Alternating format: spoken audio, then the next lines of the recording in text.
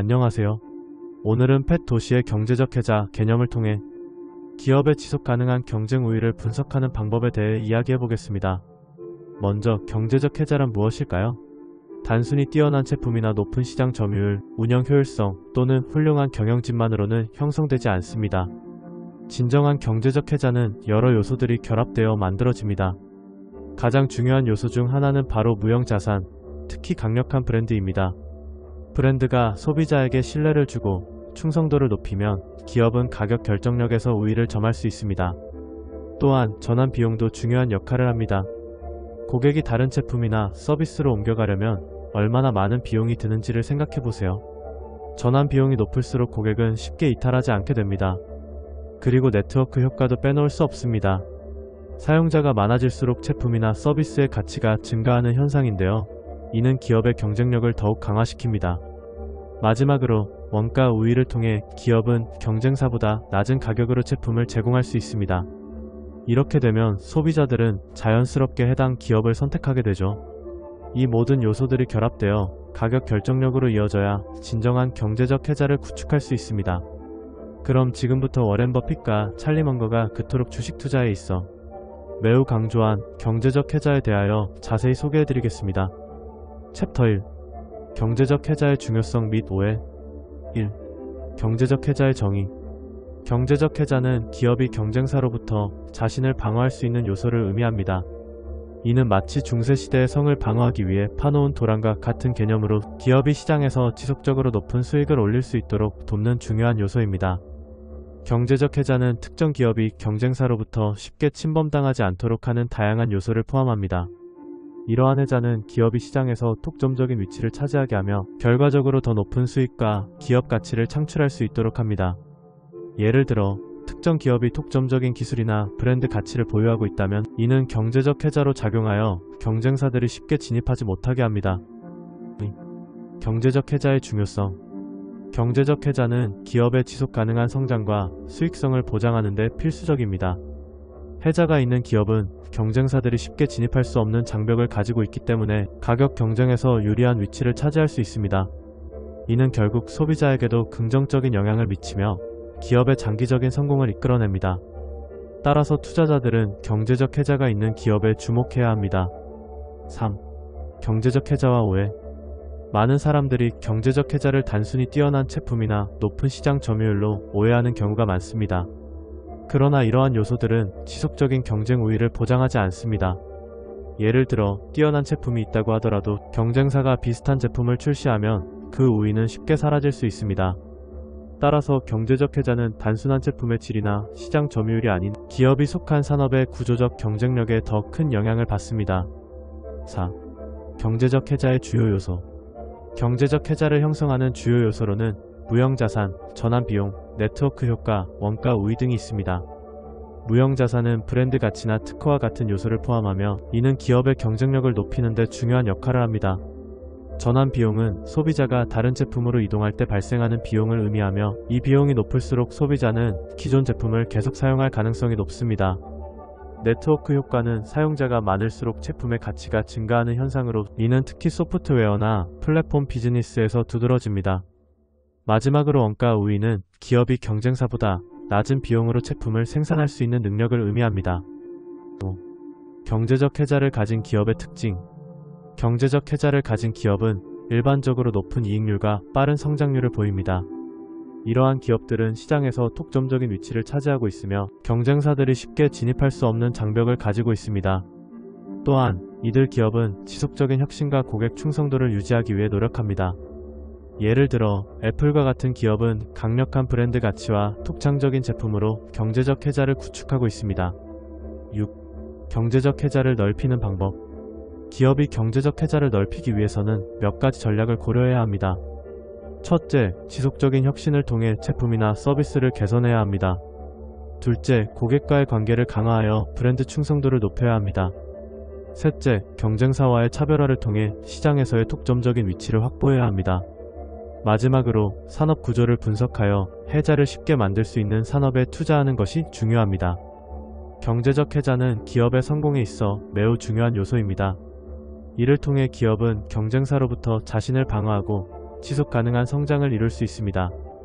따라서 투자자들은 경제적 혜자가 있는 기업에 주목하고 이를 기반으로 한 투자 전략을 세우는 것이 필요합니다. 챕터 2. 경영진의 능력과 산업 환경의 중요성. 경제적 혜자에는 크게 5가지 종류가 있습니다. 첫째, 저비용 생산입니다. 이는 기업이 경쟁사보다 낮은 비용으로 제품이나 서비스를 생산할 수 있는 능력을 의미합니다. 둘째, 높은 전환 비용입니다. 고객이 다른 제품이나 서비스로 전환할 때 발생하는 비용이 높을수록 기업은 고객을 유지하기 유리합니다. 셋째, 네트워크 효과입니다. 사용자가 많아질수록 제품이나 서비스의 가치가 증가하는 현상으로 이는 특히 소프트웨어나 플랫폼 비즈니스에서 두드러집니다. 넷째, 무형 자산입니다. 브랜드 가치나 특허와 같은 무형 자산은 기업의 경쟁력을 높이는 중요한 요소입니다. 마지막으로 효율적인 규모입니다. 대규모 생산을 통해 단가를 낮출 수 있는 능력은 기업의 경쟁력을 강화하는 데 큰 도움이 됩니다. 경영진의 역할은 매우 중요하지만 그 한계도 분명합니다. 경영진이 아무리 뛰어난 능력을 가지고 있더라도 산업 환경이 좋지 않다면 기업의 성장은 제한적일 수밖에 없습니다. 따라서 경영진의 능력만으로는 성공적인 투자를 보장할 수 없습니다. 산업 환경이 기업의 성과에 미치는 영향을 고려해야 하며 이를 통해 보다 나은 투자 결정을 내릴 수 있습니다. 산업 환경의 중요성은 특히 경제적 혜자와 밀접한 관련이 있습니다. 특정 산업이 높은 진입장벽과 구조적인 경쟁 우위를 가지고 있다면 해당 산업에 속한 기업들은 상대적으로 안정적인 수익을 기대할 수 있습니다. 따라서 투자자들은 이러한 산업에 집중하는 것이 바람직합니다. 경영진의 능력은 물론 중요하지만 산업 환경이 더 큰 영향을 미친다는 점을 명심해야 합니다. 투자 전략으로는 경제적 혜자에 집중하는 것이 효과적입니다. 경제적 혜자가 강한 기업에 투자함으로써 투자자는 보다 안정적인 수익을 기대할 수 있습니다. 예를 들어 애플이나 구글과 같은 기업들은 강력한 경제적 혜자를 가지고 있어 장기적으로 안정적인 성장을 이룰 가능성이 높습니다. 이러한 기업에 투자하는 것은 투자자에게 유리한 선택이 될 수 있습니다. 성공적인 투자 사례로는 워렌 버핏이 있습니다. 그는 경제적 혜자가 강한 기업에 집중하여 투자함으로써 장기적으로 높은 수익을 올릴 수 있었습니다. 그의 투자 철학은 경영진의 능력보다 산업 환경과 경제적 혜자의 중요성을 강조합니다. 이러한 사례는 투자자들에게 중요한 교훈을 제공합니다. 마무리하자면 경영진의 능력과 산업 환경은 모두 중요하지만 경제적 혜자가 강한 산업에 집중하는 것이 성공적인 투자에 더 큰 영향을 미친다는 점을 잊지 말아야 합니다. 투자자들은 이러한 요소들을 고려하여 보다 나은 투자 결정을 내릴 수 있을 것입니다. 챕터 3. 특허와 라이선스의 중요성. 특허와 라이선스의 중요성에 대해 깊이 있는 논의를 해보겠습니다. 특허는 기업이 경쟁사에 의한 폭재를 차단하는 방어막과 같은 역할을 합니다. 이는 기업의 독창적인 기술과 아이디어가 무단으로 사용되는 것을 방지하여 해당 기업이 그 기술을 통해 수익을 창출할 수 있도록 돕습니다. 하지만 하나의 특허에만 의존하는 것은 위험할 수 있습니다. 왜냐하면 특허는 언젠가는 만료되기 때문입니다. 따라서 특허의 만료에 대비하여 다양한 기술을 개발하고 여러 개의 특허를 보유하는 것이 중요합니다. 이런 기업은 경제적 혜자를 보장받을 가능성이 높습니다. 특허가 끝나는 날이 올 것이므로 기업은 지속적으로 특허를 출원하고 이를 지켜나가야 합니다. 특허를 여러 개 보유하면, 즉 여러 기술을 개발하고 이를 특허화하면 시장에서의 경쟁력을 강화할 수 있습니다. 단일 특허에 의존하는 기업은 상대적으로 더 많은 위험에 노출되어 있습니다. 그러므로 특허를 보유하고 있는 기업은 지속적인 연구개발을 통해 새로운 특허를 출원해야 하며 이는 기업의 생존과 발전에 꼭 필요합니다. 다음으로 라이선스에 대해 알아보겠습니다. 라이선스는 특정 기능을 제공하는 허가증이라고 할 수 있습니다. 하지만 모든 라이선스가 긍정적인 영향을 주는 것은 아닙니다. 예를 들어 전력회사와 제약회사의 라이선스 필요성을 비교해보면 제약회사가 더 많은 이점을 누릴 수 있습니다. 제약산업은 강력한 특허 보호를 받을 수 있으며 그로 인해 라이선스 계약을 통해 큰 수익을 올리는 경우가 많습니다. 한편 전환 비용이란 고객이 한 회사에서 다른 회사로 이동할 때 발생하는 비용을 의미합니다. 만약 이 비용이 과도하게 클 경우 고객은 이동하지 않고 기존 회사를 계속 이용하게 됩니다. 이는 다양한 분야에서 나타나며 고객의 충성도와도 밀접하게 관련이 있습니다. 기업은 이러한 전환 비용을 낮추기 위해 고객에게 다양한 인센티브를 제공하는 것이 필요합니다. 네트워크 효과는 많은 사용자가 있을수록 가치가 높아지는 현상으로 이를 잘 보여주는 사례가 있습니다. 미국의 신용카드 회사와 마이크로소프트는 이 네트워크 효과를 통해 경제적 혜자를 형성한 전형적인 사례입니다. 신용카드 회사는 많은 가맹점과 고객이 있을수록 더욱 많은 고객이 이용하게 되고, 이는 또다시 가맹점을 증가시키는 선순환 구조를 만들어냅니다. 마이크로소프트 역시 많은 사용자 기반을 통해 소프트웨어의 가치를 높였고, 이는 다시 사용자 수를 증가시키는 결과를 가져왔습니다. 이러한 경제적 혜자는 기업이 시장에서 경쟁력을 유지하고 지속 가능한 성장을 이루기 위한 중요한 요소입니다. 경제적 혜자가 존재할 경우 기업은 경쟁사에 비해 가격 경쟁력과 브랜드 충성도를 확보할 수 있으며, 이는 결국 이익 향상으로 이어집니다. 특허와 라이선스의 중요성을 이해하고 이를 적극적으로 활용하는 전략을 세우는 것이 기업의 성공에 필수적입니다. 따라서 기업은 지속적인 연구개발을 통해 특허를 확보하고, 이를 기반으로 한 라이선스 계약을 통해 추가적인 수익을 창출해야 합니다. 이렇게 함으로써 기업은 경쟁력을 유지하고 시장에서의 지배력을 강화할 수 있습니다. 이와 같은 전략을 통해 기업은 지속적으로 성장할 수 있으며 장기적인 관점에서 더 나은 미래를 기약할 수 있습니다. 그러므로 특허와 라이선스의 중요성을 간과해서는 안 되며, 이에 대한 깊은 이해와 실천이 필요합니다. 챕터 4. 네트워크 효과와 원가 우위. 네트워크 효과는 많은 사용자가 존재할 때 그 가치가 나날이 증가하는 현상입니다. 특히 플랫폼 비즈니스에서 두드러지게 나타나며, 이베이 같은 온라인 마켓플레이스에서는 많은 판매자가 있을수록 더 많은 구매자를 유도하게 됩니다. 그럼 지금부터 네트워크 효과의 구체적인 사례를 살펴보겠습니다. 카카오톡과 인스타그램은 이러한 효과를 극대화한 예입니다. 카카오톡은 친구와의 소통이 원활해질수록 사용자들이 더욱 몰리게 되고, 인스타그램 역시 많은 사용자들이 사진을 공유할수록 플랫폼의 가치가 상승하게 됩니다. 네트워크 효과는 단순히 사용자 수에 의해서만 발생하는 것이 아닙니다. 더욱 중요한 것은 사용자들이 해당 플랫폼에서 얼마나 활동적으로 소통하고 있는가입니다. 사용자들이 활발히 소통할수록 그 플랫폼에 대한 충성도와 참여도 또한 높아지게 됩니다. 이렇게 형성된 강력한 커뮤니티는 플랫폼의 지속적인 성장을 이끄는 원동력이 됩니다. 이제 원가 우위에 대해 알아보겠습니다. 원가 우위는 기업이 경쟁사보다 더 낮은 비용으로 제품이나 서비스를 생산할 수 있는 능력을 의미합니다. 이는 여러 요소에 따라 달라지는데, 프로세스 개선, 유리한 위치, 대규모 생산, 그리고 독특한 자산 등의 요소가 복합적으로 작용하여 원가 우위를 형성합니다. 이러한 원가 우위는 경제적 혜자를 만들어내며, 이는 기업이 장기적으로 경쟁력을 유지할 수 있는 기반이 됩니다. 경제적 혜자란 경쟁사가 쉽게 모방할 수 없는 특성을 지닌 상태를 말합니다. 이는 기업이 지속적으로 이익을 얻을 수 있도록 해주며, 이러한 혜자를 보유한 기업은 시장에서 안정적인 지위를 유지할 가능성이 높습니다. 예를 들어 프로세스에 기반한 원가 우위는 기존 기업들이 쉽게 모방하기 어려운 경우가 많습니다. 따라서 신규 업체가 이러한 공정을 모방할 수 없다면 시장의 경제적 구조가 깨지는 것을 방지할 수 있습니다. 네트워크 효과와 원가 우위는 단순히 독립적으로 존재하는 것이 아닙니다. 두 요소는 서로 상호작용하며 기업의 경쟁력을 더욱 강화하는 데 기여합니다. 예를 들어 사용자 수가 증가함에 따라 고정비가 분산되면서 원가가 더욱 낮아지는 효과가 발생할 수 있습니다. 이렇게 형성된 원가 우위는 기업이 가격 경쟁력을 유지할 수 있도록 도와줍니다. 이러한 두 가지 요소는 ETF 투자에 있어서도 중요한 역할을 합니다.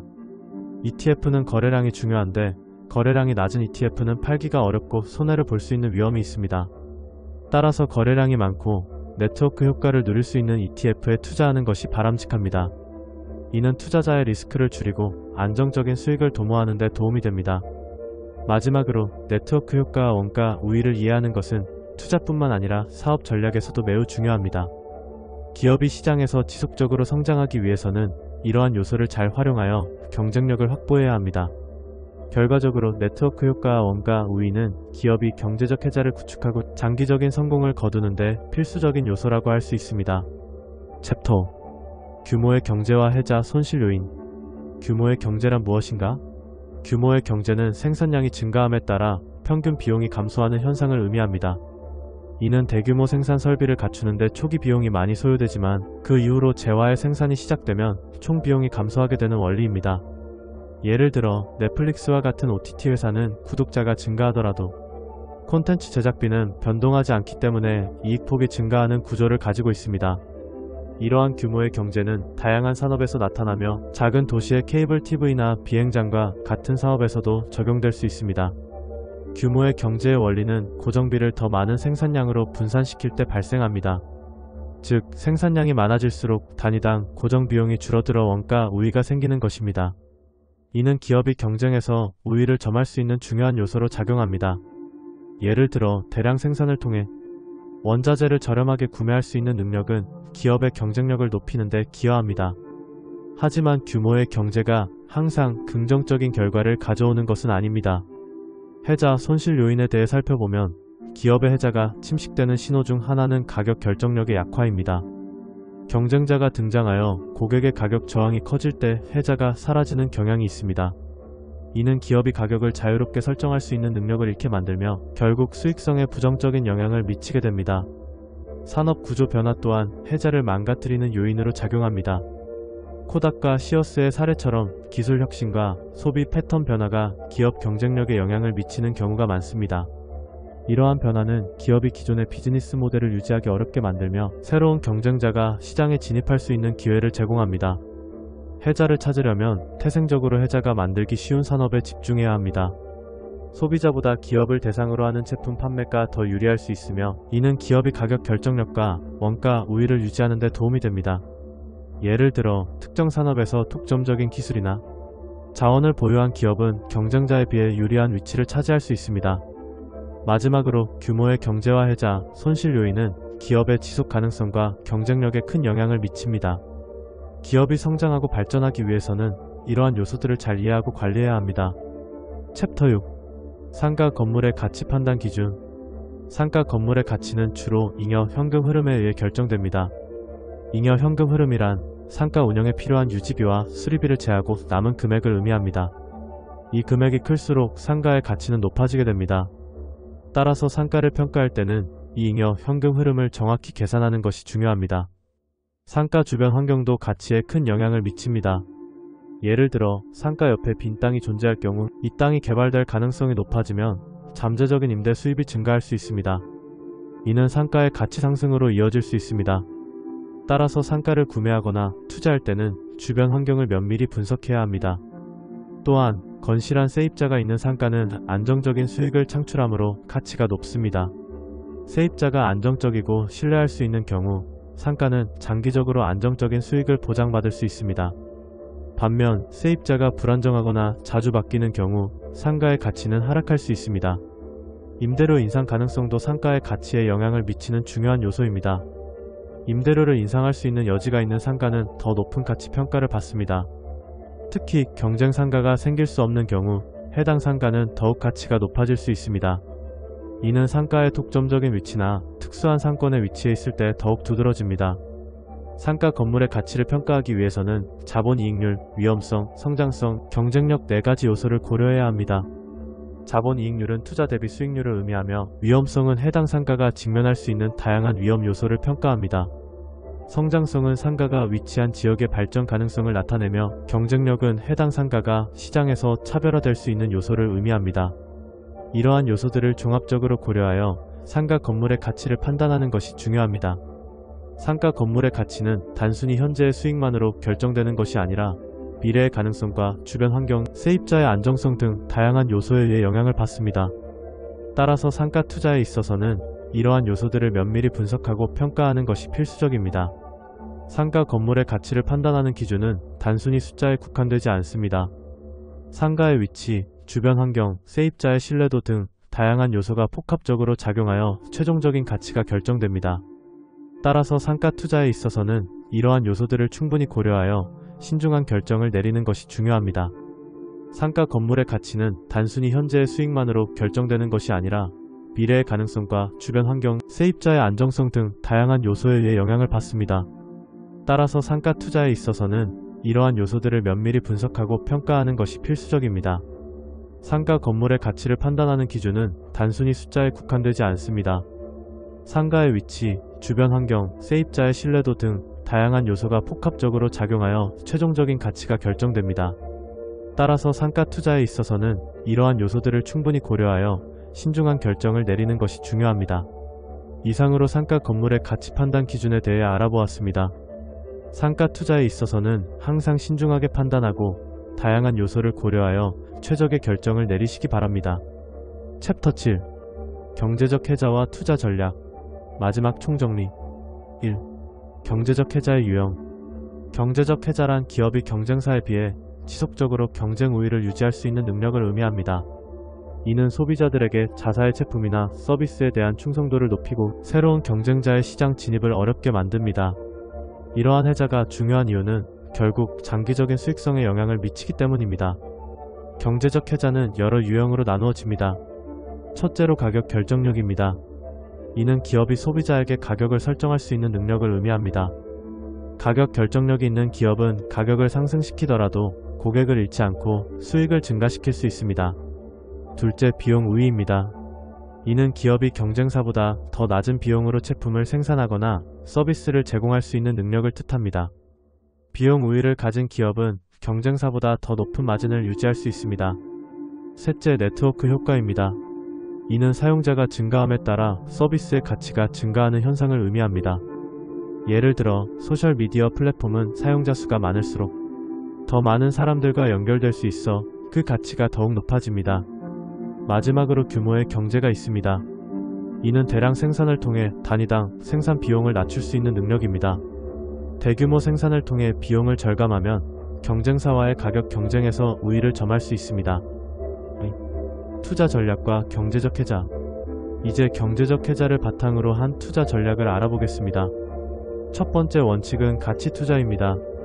가치 투자란 기업의 내재 가치를 평가하고 그 가치보다 낮은 가격의 주식을 구입하는 전략을 의미합니다. 이때 경제적 해자가 있는 기업을 선택하는 것이 중요합니다. 일반적으로 해자가 있는 기업은 시간이 지남에 따라 더 높은 성장 가능성을 가지고 있기 때문입니다. 두 번째로는 가격이 낮을 때 매수하는 것입니다. 주식의 가격이 내재 가치보다 낮은 경우 이는 해당 기업이 경제적 해자를 가지고 있음에도 불구하고 시장에서 과소평가되고 있다는 신호일 수 있습니다. 이때 매수하는 것이 바람직합니다. 3. 주식 매도의 기준. 주식을 매도하는 기준은 몇 가지가 있습니다. 첫 번째는 실수인식입니다. 투자자가 자신의 판단이 틀렸음을 인식했을 때 매도하는 것이 중요합니다. 두 번째로는 회사의 악화입니다. 만약 기업의 재무 상태가 눈에 띄게 나빠지면 매도하는 것이 바람직합니다. 세 번째는 더 좋은 투자처 발견입니다. 만약 다른 기업에서 더 높은 성장 가능성이 보인다면 해당 기업의 주식을 매도하고 새로운 기업에 투자하는 것이 좋습니다. 마지막으로 포트폴리오 비율 조정이 있습니다. 투자자의 포트폴리오 비율을 조정할 필요가 있을 때 매도 결정을 내릴 수 있습니다. 4. 경제적 해자의 사례. 경제적 해자의 사례로는 워렌 버핏의 투자를 들 수 있습니다. 그는 경제적 해자를 갖춘 기업에 집중 투자하며 이를 통해 장기적으로 높은 수익을 올리고 있습니다. 예를 들어 코카콜라와 같은 브랜드의 경우 강력한 경제적 해자를 가지고 있어 시간이 지나도 소비자들에게 사랑받고 있습니다. 5. 경제적 해자와 미래 투자. 마지막으로 경제적 해자의 지속적인 중요성을 강조하고 싶습니다. 앞으로의 투자 환경에서도 경제적 해자를 갖춘 기업에 집중하는 것이 필수적입니다. 해자가 있는 기업은 경제적 불황에서도 안정적인 수익을 올릴 가능성이 높기 때문입니다. 따라서 투자자들은 경제적 해자에 대한 깊은 이해를 바탕으로 현명한 투자 결정을 내리는 것이 중요합니다. 이처럼 경제적 해자와 투자 전략에 대해 다양한 측면에서 살펴보았습니다. 경제적 해자를 갖춘 기업에 집중함으로써 더 많은 투자 수익을 기대할 수 있습니다.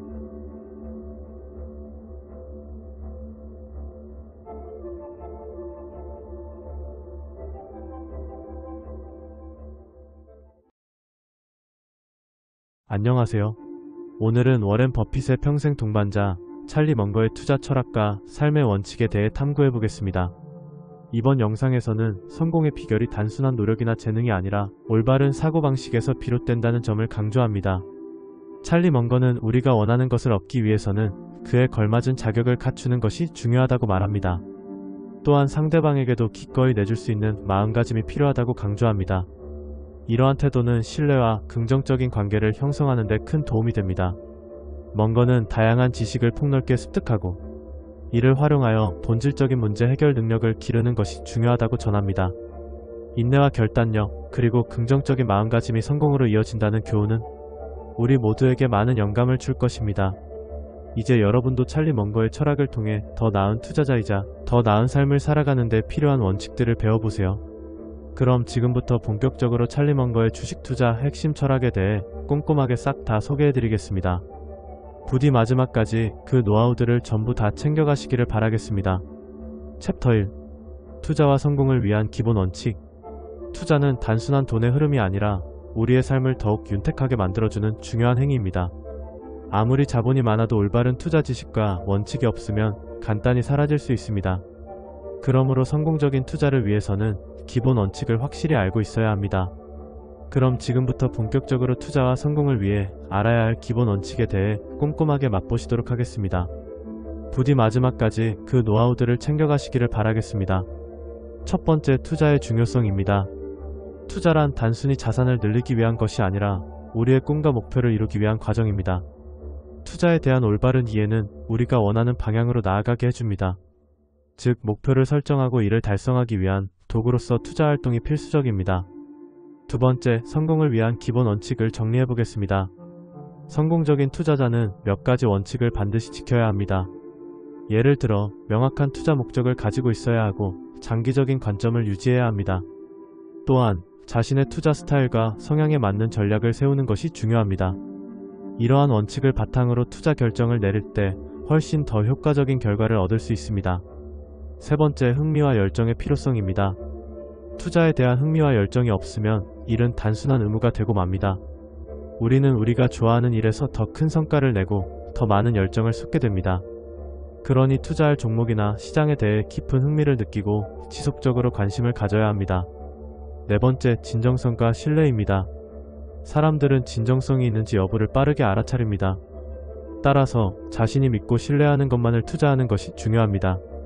자산의 성과는 자신의 가치관과 신념에 따라 달라지므로 진정한 투자란 자신의 마음에 드는 분야에 집중하는 것입니다. 다섯 번째, 관계의 존경과 성장입니다. 투자에서 중요한 것은 사람과의 관계입니다. 존경할 수 없는 사람과는 장기간 함께할 수 없습니다. 서로 존경하는 관계가 없다면 성장도 불가능합니다. 투자자들끼리 서로의 의견을 존중하고 피드백을 주고받는 환경이 필요합니다. 여섯 번째, 긍정적인 분위기 유지입니다. 일이 즐거운 사람들과 함께할 때 어려움이 덜 느껴지며 긍정적인 분위기를 유지할 수 있습니다. 투자도 마찬가지로 긍정적인 마인드와 환경이 필요합니다. 투자자 간의 긍정적인 소통이 이루어질 때 더 나은 의사결정이 가능하게 됩니다. 일곱 번째, 독립적 사고와 리스크 관리입니다. 투자에서는 항상 리스크가 따르므로 스스로의 평판과 리스크를 철저히 평가하는 것이 중요합니다. 대중의 의견에 휘둘리지 않고 독립적인 사고를 통해 자신의 판단을 믿는 것이 필요합니다. 결국 책임감 있는 투자란 자신이 결정한 것에 대한 책임을 지는 것입니다. 여덟 번째, 성과를 내기 위한 노력입니다. 뛰어난 성과를 거두기 위해서는 단순히 일에 매달리는 것만으로는 부족합니다. 강한 흥미를 느끼지 못한다면 일은 단순한 의무일 뿐이며 그 이상의 성과를 내기 어려운 것이 현실입니다. 지속적인 학습과 분석, 그리고 경험이 필수적입니다. 마지막으로 투자의 길잡이로서 여러 책이나 자료를 참고하고 자신만의 투자 원칙을 정립하는 것이 중요합니다. 시장 변화에 대한 유연한 대처와 끊임없는 자기 개발이 필요합니다. 이처럼 투자를 성공적으로 하기 위해서는 여러 가지 기본 원칙과 마인드셋이 필요합니다. 우리가 투자하는 이유, 그 목표를 잊지 않고 일관되게 행동하는 것이 중요합니다. 앞으로도 이러한 원칙들이 여러분의 투자에 큰 도움이 되기를 바랍니다. 투자의 세계는 넓고 깊습니다. 우리의 작은 선택과 배움이 큰 변화를 가져올 수 있습니다. 그래서 오늘 여러분과 나눈 이 기본 원칙들이 앞으로의 성공적인 투자에 큰 밑거름이 되기를 진심으로 바랍니다. 챕터 2. 투자와 삶을 위한 세 가지 원칙. 투자와 삶의 원칙은 우리가 매일 마주하는 선택의 기준이 됩니다. 오늘은 이 두 가지를 아우르는 세 가지 원칙에 대해 깊이 있게 알아보겠습니다. 이 원칙들은 단순히 투자에 국한되지 않고 우리의 삶 전반에 걸쳐 적용될 수 있는 중요한 기준이 됩니다. 그럼 지금부터 본격적으로 이 세 가지 원칙에 대해 꼼꼼하게 소개해드리겠습니다. 첫째, 내가 사지 않을 것은 팔지 않는다는 원칙입니다. 이 원칙은 내가 가치를 인정하지 못하는 것을 남에게 권하지 않겠다는 다짐입니다. 이는 물건뿐만 아니라 투자, 인간관계, 삶의 철학에도 적용됩니다. 예를 들어 내가 투자하고자 하는 주식이 정말로 가치가 있다고 생각하지 않는다면 그 주식을 다른 사람에게 추천하지 않는 것이 바람직합니다. 이는 나의 신뢰를 지키는 것이며 나 자신을 보호하는 방법이기도 합니다. 또한 이 원칙은 인간관계에서도 마찬가지입니다. 내가 존경하지 않는 사람과의 관계는 나에게 긍정적인 영향을 미치지 않기 때문에 그런 관계를 피하는 것이 좋습니다. 둘째, 존경하지 않는 사람 밑에서 일하지 않는다는 원칙입니다. 이 원칙은 나 자신을 성장시키고 존경하는 사람들과 함께 일을 통해 서로의 가치를 높이는 과정입니다.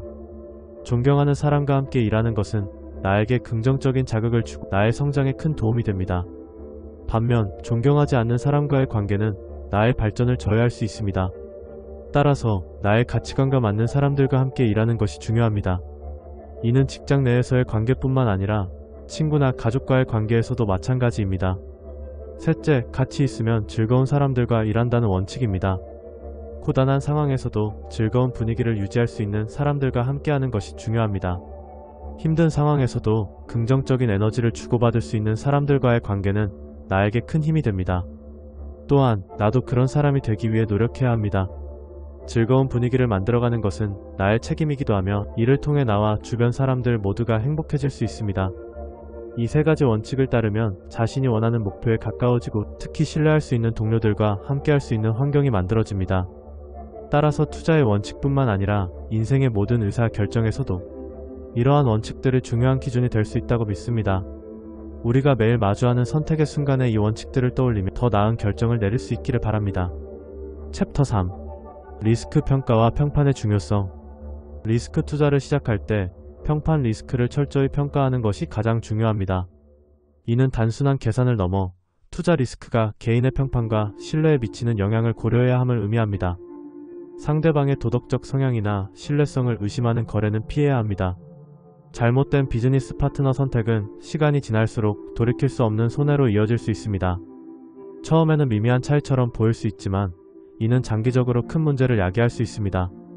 리스크 평가의 중요성은 단순히 재무적 손실을 넘어서 개인의 평판과 신뢰에까지 영향을 미친다는 점에서 더욱 강조됩니다. 평판 리스크란 무엇인지, 그리고 그것이 왜 중요한지에 대해 알아보겠습니다. 평판 리스크는 기업이나 개인의 평판이 악화됨에 따라 발생하는 손실 위험을 의미합니다.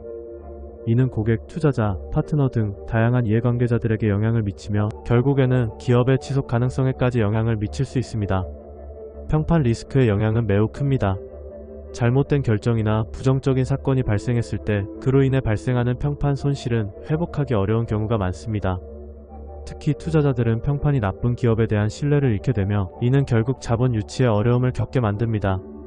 따라서 평판 리스크를 사전에 평가하고 관리하는 것이 필수적입니다. 리스크 평가 방법에는 여러 가지가 있습니다.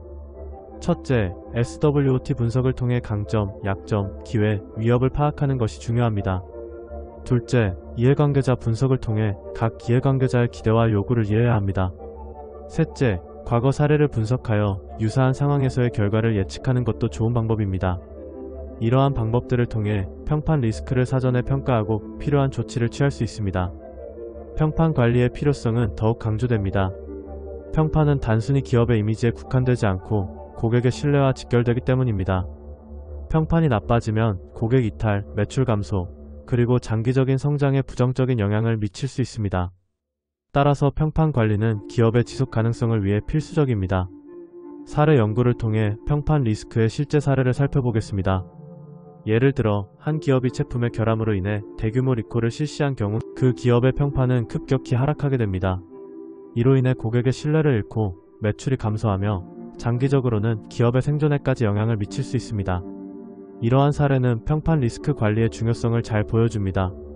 리스크 평가와 평판 관리의 통합적 접근이 필요합니다. 평판 리스크를 단순히 관리하는 것이 아니라 이를 평가하고 사전에 대응할 수 있는 체계를 구축해야 합니다. 이를 통해 기업은 위기 상황에서도 빠르게 대응할 수 있으며 평판 손실을 최소화할 수 있습니다. 마무리하자면 리스크 평가와 평판 관리는 기업의 성공에 있어 필수적인 요소입니다. 빠른 수익을 추구하는 유혹을 거절할 용기가 필요하며 이러한 지름길이 평판을 해칠 수 있기 때문에 지속 가능한 성공을 위해 반드시 회피해야 합니다. 챕터 4. 독립적 사고의 중요성. 독립적 사고의 중요성에 대해 심도 있게 이야기해보겠습니다. 우리가 살아가는 현대 사회에서는 정보의 홍수 속에서 다양한 의견과 판단이 난무합니다. 그 속에서 독립적으로 사고하는 것이 얼마나 중요한지를 이해하는 것이 필요합니다. 독립적 사고는 단순히 자기 생각을 고집하는 것이 아니라 여러 정보를 종합하고 자신만의 비판적인 시각을 가지고 결정을 내리는 과정을 의미합니다. 독립적 사고의 첫 번째 단계는 스스로의 판단에 대한 확신을 갖는 것입니다. 이를 통해 우리는 대중의 의견이 항상 올바른 것이 아님을 깨닫게 됩니다. 많은 사람들은 쉽게 대중의 의견을 따르지만 이는 곧 평균으로 돌아가는 길이며 투자나 중요한 결정에서 큰 리스크를 초래할 수 있습니다.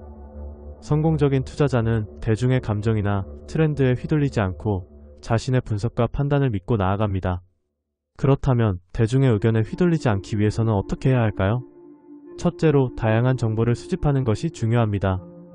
여러 출처에서 얻은 정보를 통해 균형 잡힌 시각을 가지게 되고 이는 비판적 사고를 기르는 데 큰 도움이 됩니다. 또한 자신의 의견을 명확히 하려는 노력이 필요하며 이를 위해 일기쓰기나 블로그 작성 등의 방법을 활용할 수 있습니다. 자신의 생각을 정리하고 이를 타인과 비교함으로써 더욱 깊이 있는 사고를 할 수 있습니다. 특히 투자라는 분야에서 독립적 사고는 필수적입니다. 대중이 몰리는 주식이나 유행하는 투자 상품을 무턱대고 따라가는 것은 매우 위험합니다. 착한 기업의 주식이나 안정적인 자산에 대한 신뢰를 가지고 분석하는 것이 필요합니다. 한편 시장의 변동성에 휘둘리기보다 장기적인 시각을 유지하는 것이 중요합니다. 위대한 투자자들은 항상 장기적인 비전을 가지고 있으며 순간의 유행에 휘둘리지 않습니다. 일상생활에서도 독립적 사고를 기르는 것이 매우 중요합니다. 친구나 주변 사람들의 의견을 무조건적으로 받아들이지 않고 자신의 가치관과 목표에 맞는 결정을 내리는 것이 필요합니다. 이런 과정에서 우리는 자신을 더욱 깊이 이해하고 진정한 자신을 발견하게 됩니다. 주변의 소음에서 벗어나 자신만의 길을 찾는 것이 얼마나 소중한지를 깨달아야 합니다. 그럼 독립적 사고를 기르기 위해서는 어떤 노력을 해야 할까요? 첫째, 배우고 싶다는 끊임없는 호기심을 가져야 합니다. 새로운 지식에 대한 서스트가 독립적인 생각을 가능하게 합니다. 둘째, 다양한 경험을 쌓는 것이 중요합니다. 여행이나 톡서, 다양한 대화들은 우리의 시야를 넓혀줍니다. 셋째, 정기적으로 자신의 생각을 점검하고 이를 기록하는 습관을 가져보세요. 이는 자기 성찰을 통해 독립적인 사고방식을 더욱 확고히 하는 데 도움이 됩니다. 독립적 사고는 단순한 사고방식이 아니라 우리 삶을 더욱 풍요롭게 만들어주는 힘입니다. 그 힘을 통해 우리는 자신만의 길을 만들어가고 더 나아가 사회에 긍정적인 영향을 미칠 수 있습니다. 앞으로도 독립적 사고의 중요성을 잊지 말고 이를 지속적으로 발전시켜 나가길 바랍니다. 챕터 인내와 결단력의 중요성. 인내는 성공을 위한 필수 요소입니다. 조급함이 지나치면 잦은 거래로 인해 세금과 수수료를 낭비하게 됩니다. 이러한 낭비는 결국 투자 성과에 부정적인 영향을 미치게 됩니다. 많은 사람들이 투자에 있어 조급함을 느끼고 그로 인해 불필요한 거래를 하게 됩니다. 하지만 인내심을 가지고 기다리는 것이 더 큰 이익을 가져다 줄 수 있습니다. 인내는 단순히 기다리는 것이 아니라 목표를 향해 꾸준히 나아가는 힘을 의미합니다. 결정적인 순간에 망설이지 않고 결단력과 확신을 가지고 행동하는 것이 중요합니다. 이는 성공의 기회를 잡는 데 큰 도움이 됩니다. 많은 사람들이 기회를 놓치는 이유는 망설임 때문입니다. 결단력은 단순히 빠른 결정을 내리는 것이 아니라 자신이 세운 목표에 대한 확신을 가지고 행동하는 것입니다. 이러한 결단력이 있을 때 우리는 더 큰 성과를 이룰 수 있습니다. 복리는 강력한 힘을 가진 개념으로 이를 이해하지 못하면 스스로 그 효과를 방해하게 됩니다. 복리의 힘을 극대화하기 위해서는 인내심을 가지고 행동하지 않는 것이 중요합니다. 복리는 시간이 지남에 따라 그 효과가 커지는 특성을 가지고 있습니다.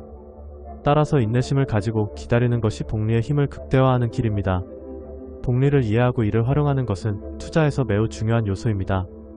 조급함에 빠지면 불필요한 행동을 하게 되고 이는 복리의 이익을 방해하는 최악의 적이 됩니다. 따라서 인내심을 가지고 충동적인 행동에 저항하는 법을 배우는 것이 필요합니다. 조급함은 우리의 판단력을 흐리게 하고 잘못된 결정을 내리게 만들 수 있습니다. 인내는 이러한 조급함을 극복하는 데 큰 도움이 됩니다. 인내와 결단력은 서로 보완적인 관계에 있습니다.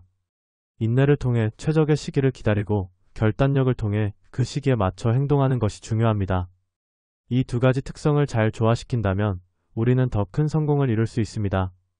인내와 결단력은 단순히 투자에만 국한되지 않고 인생의 여러 분야에서도 중요한 역할을 합니다. 따라서 이 두 가지를 잘 이해하고 활용하는 것이 필요합니다. 이제 여러분도 인내와 결단력의 중요성을 이해하셨을 것입니다. 이 두 가지를 잘 활용하여 성공의 길로 나아가시기를 바랍니다. 인내심을 가지고 기다리며 결단력을 가지고 행동하는 것이 여러분의 목표를 이루는 데 큰 도움이 될 것입니다. 챕터 6. 기회를 포착하는 결단력의 중요성. 결단력은 비즈니스와 개인적인 삶에서 매우 중요한 요소입니다. 경제의 불확실성이 커지고 있는 이 시대에 결단력 있는 행동은 필수적입니다. 결단력이란 주어진 기회에 신속하고 과감하게 행동하는 능력입니다. 결단력이 강한 사람들은 시장의 흐름을 읽고 기회가 왔을 때 망설이지 않고 이를 잡는 이점이 있습니다. 예를 들어 실리콘밸리의 유명한 기업가인 일론 머스크는 전기차와 우주사업에 과감히 뛰어들어 큰 성과를 거두었습니다. 이러한 사례들은 결단력이 얼마나 중요한지를 잘 보여줍니다. 결단력은 단순히 기회를 잡는 것이 아니라 기회를 포착하는 방법에도 큰 영향을 미칩니다. 기회는 언제나 우리 주변에 있지만 이를 인식하고 행동에 옮기는 것은 결단력 있는 사람에게만 주어지는 특권입니다. 기회를 바라보는 시각이 다르고 그 기회를 활용하는 능력이 있는 사람만이 성공을 거둘 수 있습니다. 특히 불안정한 시장에서 기회를 포착하려면 강한 결단력과 신뢰가 필수입니다. 공포와 탐욕은 결단력 있는 의사결정에 있어 중요한 두 가지 요소입니다. 많은 사람들이 공포 속에서 기회를 놓치고 망설이기 쉽습니다. 하지만 반대로 탐욕 때문에 무모한 결정을 내리는 경우도 많습니다. 따라서 기회를 바라볼 때는 공포가 아니라 냉정함을 유지하고 탐욕의 반대 행동을 취하는 것이 중요합니다. 성공적인 투자는 이와 같은 판단력에서 비롯됩니다. 준비된 마음과 기회의 만남은 성공의 비결로 여겨집니다. 기회를 진정으로 붙잡는 것은 소수의 준비된 사람에게만 달려있다고 할 수 있습니다. 기회가 왔을 때 준비가 되어 있지 않다면 그 기회를 놓쳐버리기 쉽습니다. 그러므로 항상 준비된 마음가짐으로 다양한 상황을 대비하는 것이 중요합니다. 또한 기회를 포착하기 위해서는 항상 자신의 능력을 개발하고 새로운 정보를 습득해야 합니다. 중요한 결정을 할 때 상황을 단순하게 유지하는 것이 중요한 이유는 무엇일까요? 복잡한 의사결정은 혼란을 초래하고 초기 목표를 잊게 만듭니다. 결정이 복잡할수록 기본 원칙을 되돌아보는 것이 해답이 되는 경우가 많습니다. 따라서 초기 목표를 항상 염두에 두고 간단한 기준을 세워 결정을 내리는 것이 반드시 필요합니다. 이러한 방법은 큰 실수를 피할 수 있는 좋은 전략입니다. 마지막으로 결단력을 방해하는 요인 중 하나는 오만과 권태입니다. 오만해질수록 경각심을 잃고 권태가 생기면 사소한 문제를 경시하게 됩니다.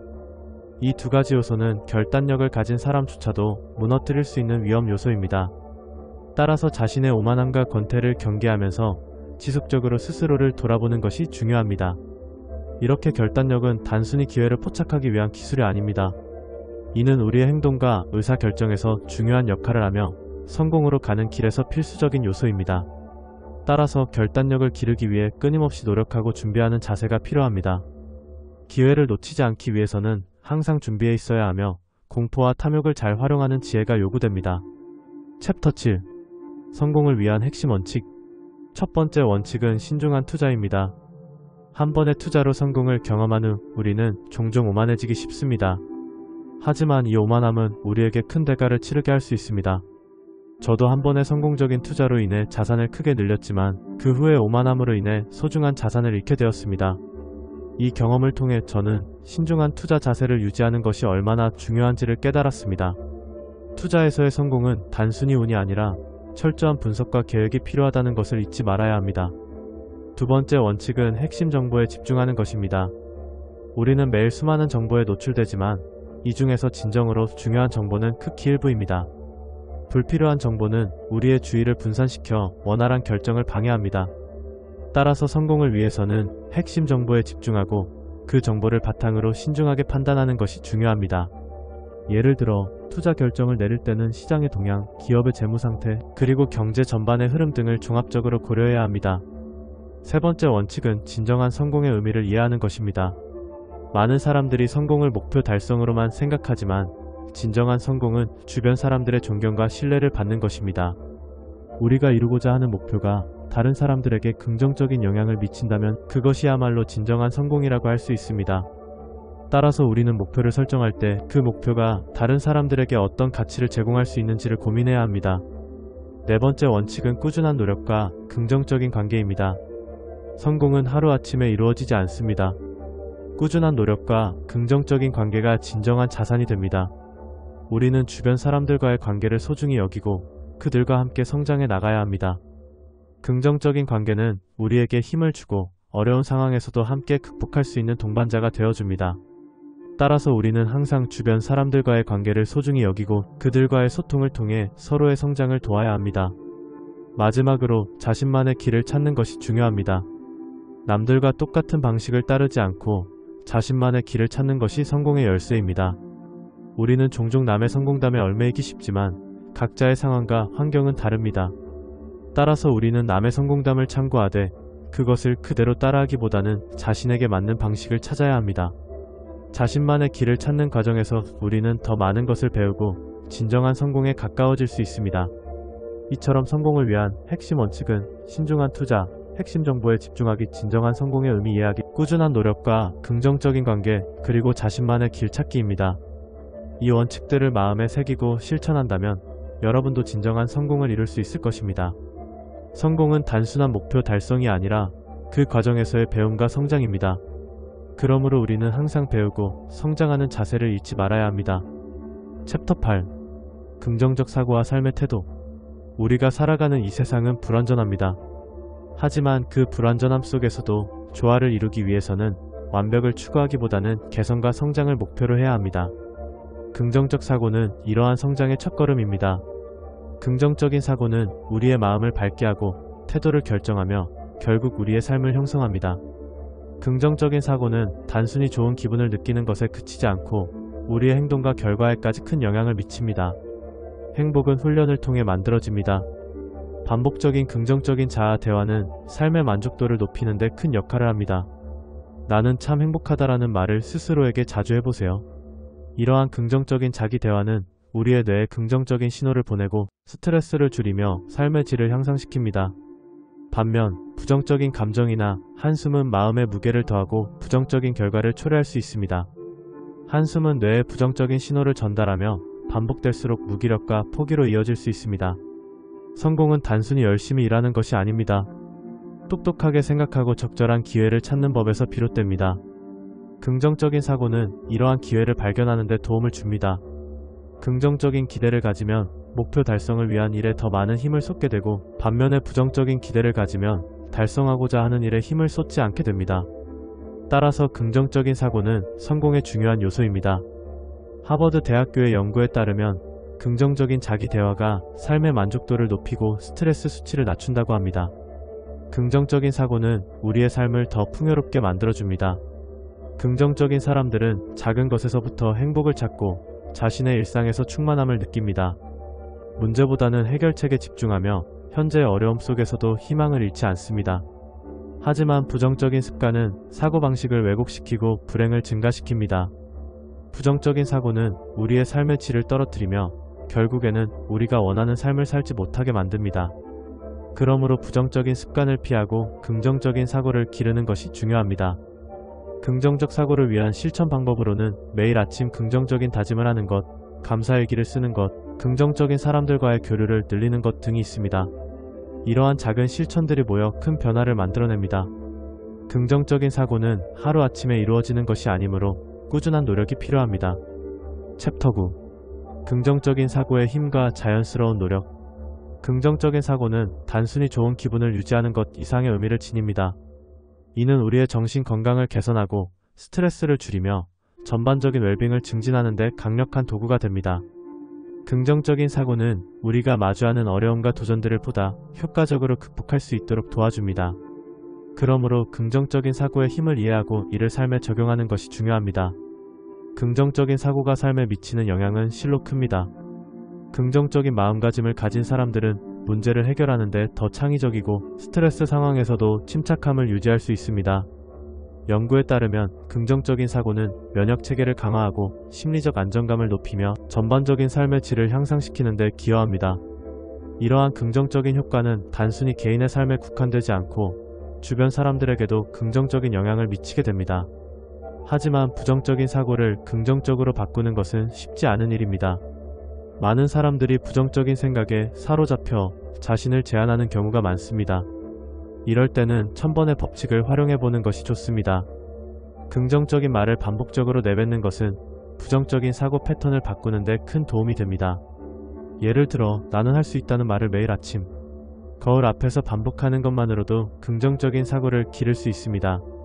중요한 것은 억지로 자신을 압박하지 않고 자연스럽게 긍정적인 말을 삶의 일부로 만드는 것입니다. 자연스러운 노력 또한 긍정적인 사고와 함께 가야 합니다. 단순히 노력하는 것만으로는 성공이나 부를 이룰 수 없습니다. 올바른 사고방식이 뒷받침되지 않는다면 방향과 방법이 잘못된 노력은 오히려 자신을 지치게 할 수 있습니다. 예를 들어 목표를 설정하고 이를 달성하기 위해 노력하는 과정에서 긍정적인 사고가 함께한다면 그 노력은 더욱 효과적일 것입니다.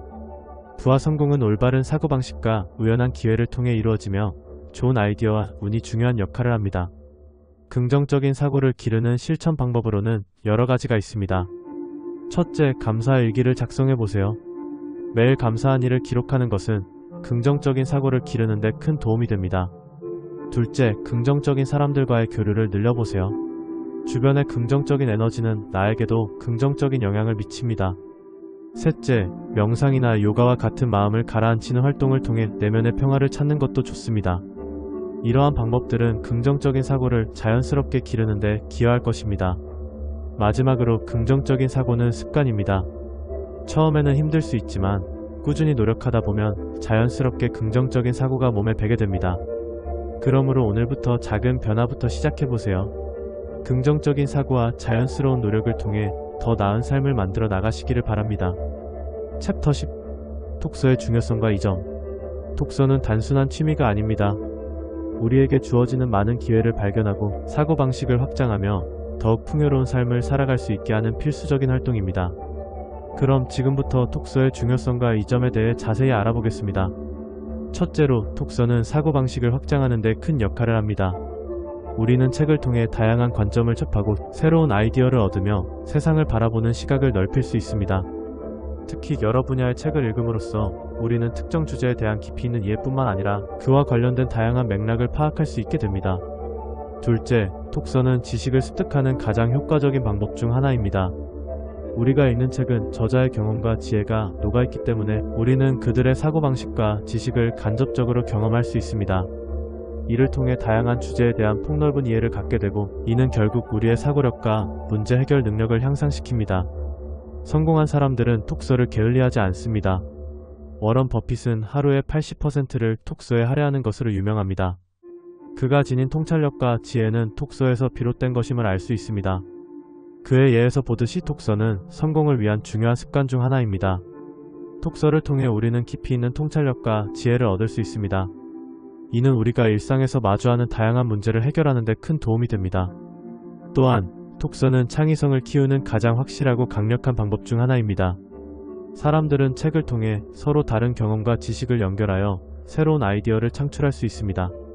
창의적인 사고는 독서를 통해 더욱 길러질 수 있으며 이는 직장이나 생활 속에서의 경쟁력을 높이는 데 기여합니다. 정서적으로도 독서는 큰 이점을 제공합니다. 다양한 이야기와 캐릭터를 접하며 우리는 감정적으로 연결될 수 있습니다. 이는 정서를 함양하고 스트레스를 해소하는 데 도움을 줍니다. 많은 사람들이 독서를 통해 위로를 받거나 새로운 힘을 얻기도 합니다. 그렇다면 어떻게 독서 습관을 형성할 수 있을까요? 우선 자신이 좋아하는 장르의 책부터 시작하는 것이 좋습니다. 재미있게 읽을 수 있는 책을 선택하면 독서 해벗이 자연스럽게 형성될 수 있습니다. 또한 매일 일정 시간을 정해두고 책을 읽는 습관을 들이는 것도 큰 도움이 됩니다. 하루 10분이라도 시간을 내어 읽는다면 독서의 즐거움을 느끼고 점차 시간을 늘려가는 것이 가능합니다. 마지막으로 독서는 삶의 질을 향상시키고 우리의 인생에 새로운 가능성을 열어주는 중요한 요소입니다. 우리가 독서를 통해 얻는 지식과 경험은 결코 헛되지 않으며 이는 우리를 더욱 성장하게 만듭니다. 독서는 단순한 취미가 아니라 우리 인생의 필수적인 부분임을 잊지 말아야 합니다.